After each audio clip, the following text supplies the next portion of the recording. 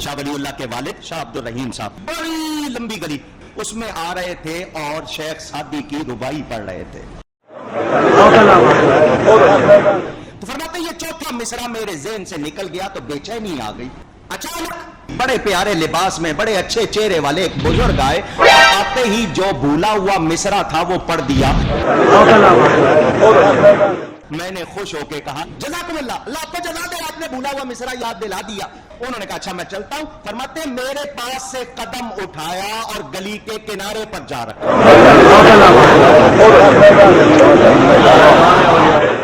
وہ تھے عالم، پہچان گئے کہ یہ روح ہے. کہنے لگے اپنا نام تو بتا دو. انہوں نے وہی گلی سے منہ موڑ کر کہا وہ جس کی ربائی پڑھ رہے تھے وہ سعدی میں ہی ہوں.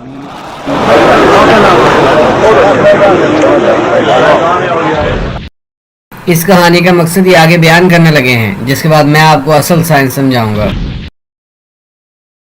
شیخ سعدی کی وفات کے 500 سال کے بعد انڈیا میں آگرہ میں گلی گزرتے ہوئے ان کی ربائی ہلکی آواز سے گنگنا رہے ہیں. شیخ سعدی دیکھ رہے ہیں، چوتھا مصرع ان کو بھول گیا ہے. وہاں سے آتے ہیں، آ کر مدد کرتے ہیں، مصرع یاد کرواتے ہیں.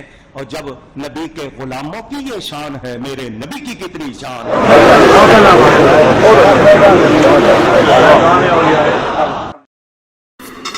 السلام علیکم میرے بچوں، میرا نام سعدی شرازی ہے اور میں ایران کا ایک مشہور شاعر تھا. بوستان اور گلستان میری بہت مشہور کتابیں ہیں. تاتاریوں کی تباہ کاریوں سے بچنے کے لیے میں نے دوسرے علاقوں کا رخ کیا اور اگلے 30 سال تک سفر میں رہ کر اولاد لکھی، جس میں کینیا، مصر، ترکی اور دمشق وغیرہ کے عجائب شامل ہیں. دمشق کے قریب مجھے عیسائی فوجیوں نے پکڑ کے قید کر دیا، جہاں میں 7 سال تک بحیثیت غلام قید رہا اور خندقیں کھودتا رہا. پھر مملوکوں نے مجھے جزیہ دے کے چھڑایا. میرے بچوں، اگر میں غیر میں کسی کو سن کر اس کی بھول کی درستگی کے لیے بقلم خود آ سکتا تھا تو کیا میں بغداد کو تتاریوں کے ظلم سے نہیں بچا سکتا تھا؟ اگر میرے پاس کوئی ایسی غیبی طاقت ہوتی تو میں 7 سال قید میں کیوں رہتا؟ اگر یہ طاقت مرنے کے بعد آتی ہے تو پھر میں مسلمانوں کو تاریکی میں جاتا کیسے دیکھتا رہا؟ میرے بچوں، میری کتابیں بھی قرآن و سنت کی توحید کا پیغام دیتی ہیں اور میں بھی یہی کہوں گا کہ مدد صرف اللہ کی طرف سے ہے، اسی سے مانگو. اللہ جس کا بھلا چاہے تو اللہ کے فضل کو کوئی نہیں روک سکتا. جزاک اللہ.